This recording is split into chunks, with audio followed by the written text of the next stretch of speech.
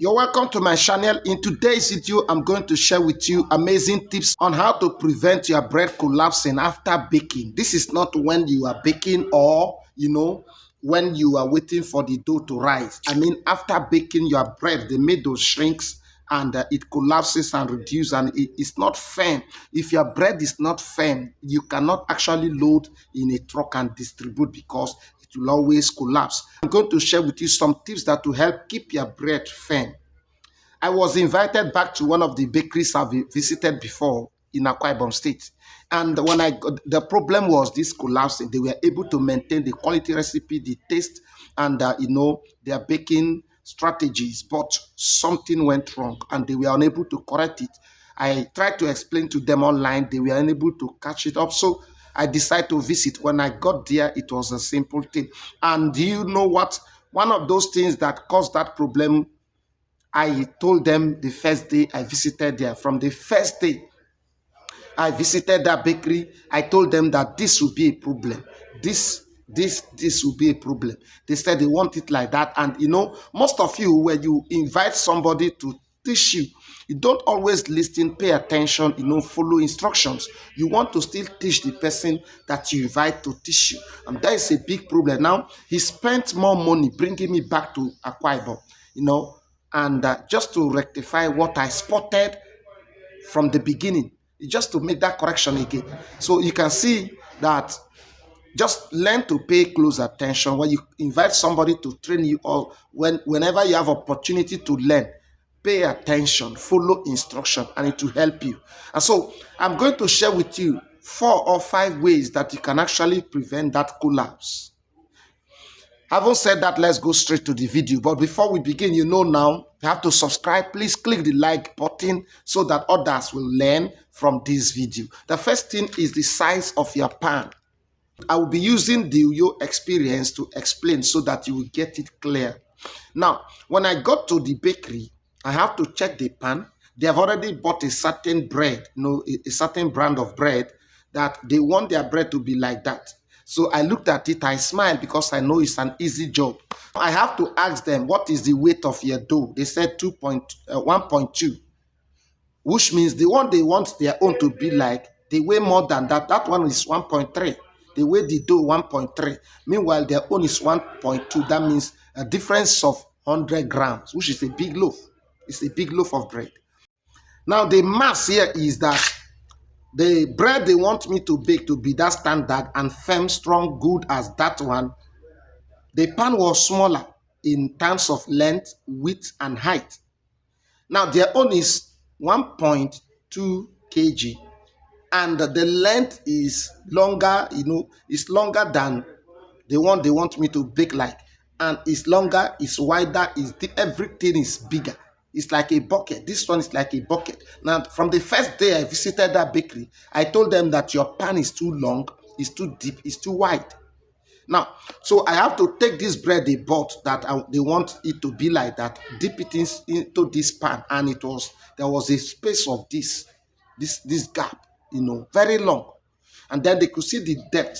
So when we compare the quantity of dough for that smaller pan, that smaller bread, and then the quantity of dough from this one, you see that there is difference of 100 grams. And that 100 grams, this one they are using a lesser pan, more dough. This one they are using a bigger pan, smaller dough. And so when you use a very big pan and you weigh in small dough, it will rise and fill the pan with time.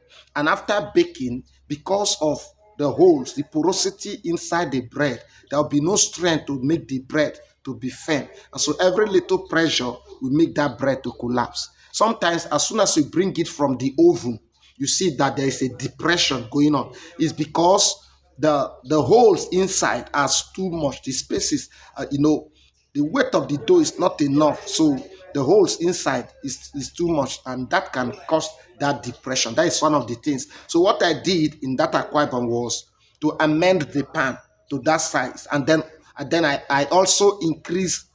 I used the old one without amending it.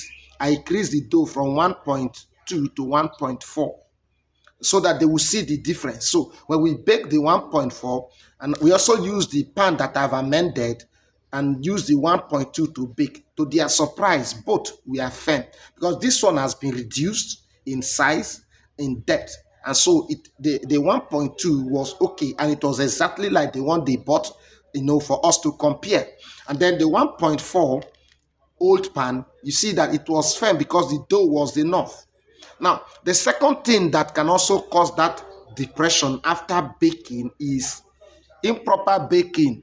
When you are in a hurry and you do not allow the proper temperature time combination, and then you're fast, you bake it anyhow, you bring it out, the internal structure of the bread is not well baked, and that can lead to that depression. So the second thing I did was to amend the temperature of baking and time. So instead of baking for 25 minutes, it's fast, 25 minutes, 20 minutes at 200 to 250, 20 degrees centigrade, I reduced it to 190 degrees centigrade, and the time span was about 45 minutes, 45 minutes. And you see the bread coming out golden color, beautiful and firm. So you can see that these two amendments has changed the bread. So if your bread is always depressing after baking or is not firm after baking, just check the pan, the quantity of dough per pan, and also your baking temperature. If the quantity of dough per pan is okay, then check the baking temperature. If you are not baking it right, it will not be firm. Now, the third thing that can also cause that depression is improper molding. Some of you just mold anyhow. You need to learn how to mold your dough. And after molding, it should be firm. It should be strong. Yes, no matter how soft the dough is, when you mold, the dough should be that mold should be very strong, firm.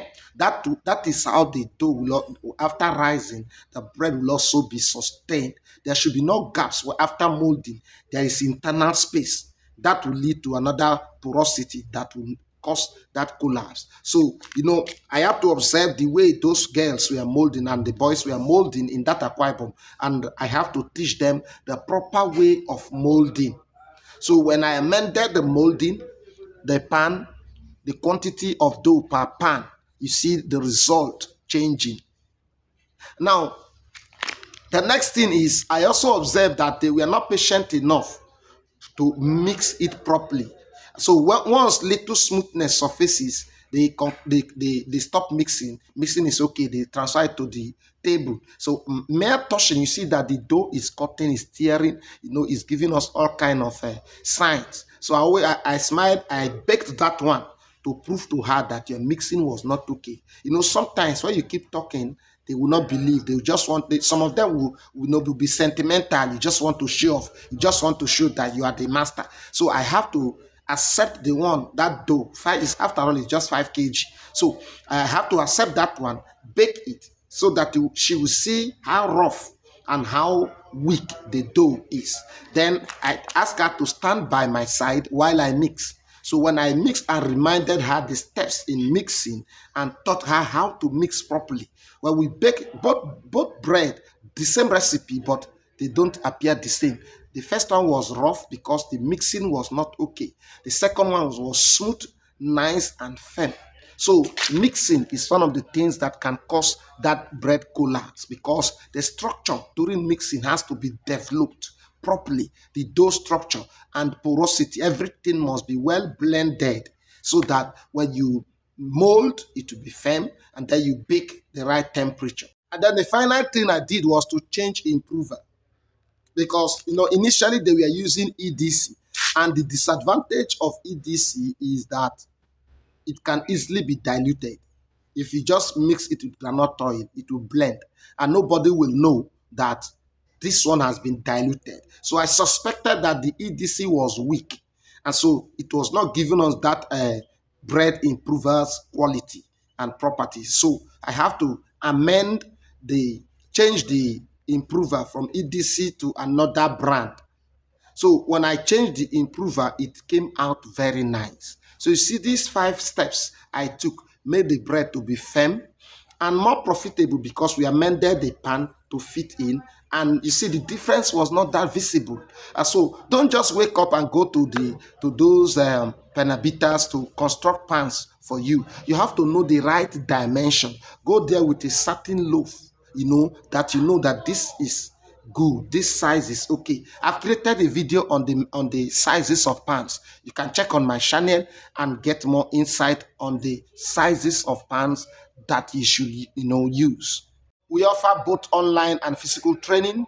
You can also buy our ebook or ask us to write a business plan for you, and we'll do justice for that. Thank you for watching. See you in our next video. God bless you.